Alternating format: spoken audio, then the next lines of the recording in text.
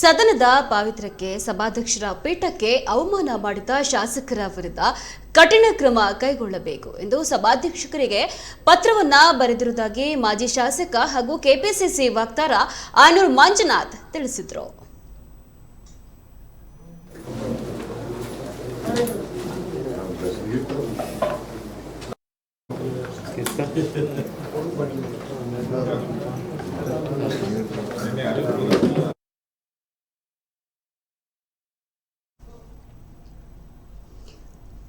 Budget ಅಧಿವೇಶನಕ್ಕೆ ತನ್ನದೇ ಆದ ಪ್ರಾಮುಖ್ಯತೆ ಇರುತ್ತದೆ. ಶಾಸಕರಿಗೆ ಇದೊಂದು ಮಹತ್ವದ ಅಧಿವೇಶನವೂ ಹೌದು. ಬಜೆಟ್ ಮೇಲಿನ ಗಂಭೀರ ಚರ್ಚೆ ಮಾಡುವಲ್ಲಿ ವಿರೋಧ ಪಕ್ಷದ ಶಾಸಕರು ಸಂಪೂರ್ಣ ವಿಫಲವಾಗಿದ್ದಾರೆ.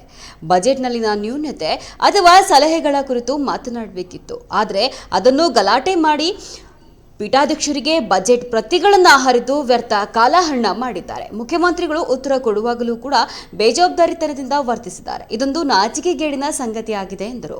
ಇನ್ನು ಪೀಠಾಧ್ಯಕ್ಷರು ಒಂದು ನಿರ್ಣಯ ತೆಗೆದುಕೊಂಡ ಮೇಲೆ ಅದಕ್ಕೆ ಗೌರವ ಕೊಡಬೇಕಾದದ್ದು ಎಲ್ಲಾ ಶಾಸಕರ ಕರ್ತವ್ಯ ಆಗಿದೆ. ಆ ನಿರ್ಣಯವನ್ನ ಕೂಡ ವಿಧಾನಸಭಾಧ್ಯಕ್ಷರು ಸದನದ ತೀರ್ಮಾನದ ಪ್ರಕಾರವೇ ತೆಗೆದುಕೊಳ್ತಾರೆ ಹೊರತು ಸಭಾಧ್ಯಕ್ಷರ ವ್ಯಕ್ತಿಗತ ತೀರ್ಮಾನವಾಗಿ ಇರೋದಿಲ್ಲ. ಸದನದ ತೀರ್ಮಾನವನ್ನ ಪ್ರಕಟಿಸುವ ಹೊಣೆಗಾರಿಕೆಯಷ್ಟೇ ಅವರ ಕೆಲಸ.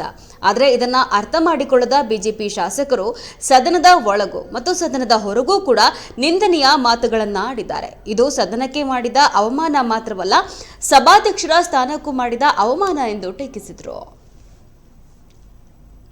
ಅಥವಾ ಸಲಹೆಗಳನ್ನಾಗಲಿ ಚರ್ಚೆಯನ್ನೇ ಮಾಡಲಿಲ್ಲ. ವಿರೋಧ ಪಕ್ಷಗಳು ಆ ಮುಂಗಡ ಪತ್ರದ ಬಗ್ಗೆ ಗಂಭೀರತೆಯನ್ನೇ ಇಟ್ಕೊಂಡೇ ಇರಲಿಲ್ಲ. ತಾವು ಕೂಡ ಗಮನಿಸಿದ್ದೀರಿ, ಒಂದೇ ಒಂದು ಪ್ರಬುದ್ಧವಾದಂಥ ವಿಶ್ಲೇಷಣೆಯಾಗಲಿ, ಸಲಹೆಗಳಾಗಲಿ, ಟೀಕೆ ಟಿಪ್ಪಣಿಗಳಾಗಲಿ ಬಾರದೆ ಕೇವಲ ವ್ಯರ್ಥ ವಿಚಾರಗಳ ಮೇಲೆ ಸದನದಲ್ಲಿ ಕಾಲಹರಣವನ್ನು ಮಾಡಿದ್ದಾರೆ. ಅದರಲ್ಲೂ ಕೊನೆಯ ದಿವಸ ಸನ್ಮಾನ್ಯ ಮುಖ್ಯಮಂತ್ರಿಗಳು ಆ ಬಜೆಟ್ನಲ್ಲಿ ಮಾಡಿರಬಹುದಾದಂಥ ಚರ್ಚೆಗೆ ಉತ್ತರ ಕೊಡುವಂಥ ಒಂದು ಕಾನೂನುಬದ್ಧ ಪ್ರಕ್ರಿಯೆ, ಅದನ್ನು ಮಾಡುವಾಗ ಮುಖ್ಯಮಂತ್ರಿಗಳ ಹೇಳಿಕೆಗಳಿಗೆ ಅವಕಾಶವನ್ನು ಕೊಡದಿರೋ ರೀತಿ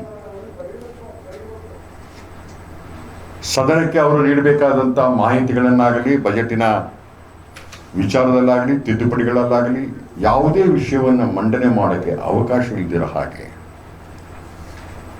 ಸದನದಲ್ಲಿ ಗದ್ದಲವನ್ನು ಎಬ್ಬಿಸಿದರು. ಸಭಾಪತಿಗಳ ಮೇಲೆ ಬಜೆಟ್ ಪ್ರತಿಯನ್ನು ಹರಿದು ತೂರಿದರು. ಸದನ ಅಸ್ತವ್ಯಸ್ತವಾಗಿ ಗಲಾಟೆ ತಾರಕಕ್ಕೇರಿದಂತಹ ಸಂದರ್ಭದಲ್ಲಿ ಅದರ ಮಧ್ಯೆ ಸನ್ಮಾನ್ಯ ಮುಖ್ಯಮಂತ್ರಿಗಳು ಬಜೆಟ್ಗೆ ಉತ್ತರವನ್ನು ಕೊಡುವಂತಹ ಪ್ರಕ್ರಿಯೆಯನ್ನು ಮಾಡಿ ಮುಗಿಸಬೇಕಾಯಿತು. ಅತ್ಯಂತ ಬೇಜವಾಬ್ದಾರಿತನದಿಂದ ಹಿಂದೆಂದೂ ಕಾಣದಿರೋ ರೀತಿಯೊಳಗೆ ವಿರೋಧ ಪಕ್ಷಗಳು ವಿಫಲವಾಗಿವೆ. ಅವರ ತಲೆಗಳಲ್ಲಿ ಈ ರಾಜ್ಯದ ರೈತರ ಬಗ್ಗೆ ಯಾವುದೇ ಕಾಳಜಿ ಇರಲಿಲ್ಲ, ಬಡವರ ಬಗ್ಗೆ ಇರಲಿಲ್ಲ, ಅಥವಾ ವೈದ್ಯಕೀಯ ಉಪಚಾರದ ಬಗ್ಗೆ, ಸ್ವಾಸ್ಥ್ಯದ ಬಗ್ಗೆ ಇರಲಿಲ್ಲ, ಶಿಕ್ಷಣದ ಬಗ್ಗೆ ಇರಲಿಲ್ಲ, ನೀರಾವರಿ ಸಮಸ್ಯೆಗಳು. ಸದನದಲ್ಲಿ ನಿಯಮಾವಳಿಗಳಲ್ಲಿ ಶಿಷ್ಟಾಚಾರಗಳು ಹೀಗಿವೆ.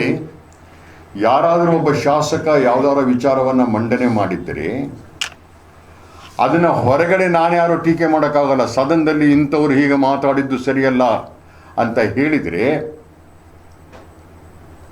ಅದು ಹಕ್ಕುಚ್ಯುತಿ ಆಗ್ತದೆ. ಸದನದೊಳಗೆ ಮಾತಾಡಿದ್ದನ್ನು ಹೊರಗಡೆ ಬಂದು ಟೀಕೆ ಮಾಡೋಕ್ಕೆ ಅವಕಾಶಗಳೇ ಇಲ್ಲ. ಹಾಗಿರುವಾಗ ಸದನದ ನಿರ್ಣಯವನ್ನು ಟೀಕೆ ಮಾಡಿದ್ದಲ್ಲದೆ ಸಭಾಪತಿ ಘೋಷಣೆ ಮಾಡಿದಂಥ ತೀರ್ಮಾನವನ್ನು, ರೂಲಿಂಗನ್ನು ಮುಖ್ಯಮಂತ್ರಿಗಳು ಬರೆಸಿದ್ದಾರೆ ಅಂತ ಹೇಳ್ತಕ್ಕಂಥದ್ದು ಇದು ಅವಮಾನದ, ಅಪಮಾನದ, ನಿಂದನೆಯ ಪರಾಕಾಷ್ಠತೆ ಇದು.